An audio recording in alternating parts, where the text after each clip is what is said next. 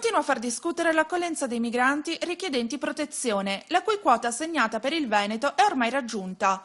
Una quota, ricorda la Prefettura di Venezia, che è proporzionale regione per regione, sulla base del criterio oggettivo della densità demografica, stabilita in sede conferenza unificata Stato-Regioni e Stato-Autonomie Locali del luglio 2014. Ma da allora, ricorda il governatore del Veneto Luca Zaia, le cose sono cambiate. La prima quota del 2014, che esattamente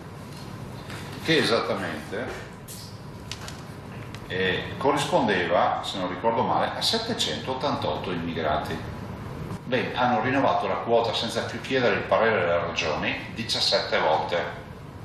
Cioè dal 10 luglio 2014 che andiamo avanti a rinnovi. Sempre la Prefettura sottolinea che negli ultimi 2 mesi il flusso di migranti spettanti al Veneto si è ridotto della metà rispetto all'analogo periodo dello scorso anno, tanto da far prevedere che nelle prossime settimane la situazione dell'accoglienza tenderà a stabilizzarsi, consentendo poi di procedere a una redistribuzione dei migranti sul territorio, con l'intento di sgravare quei luoghi dove la presenza è particolarmente numerosa.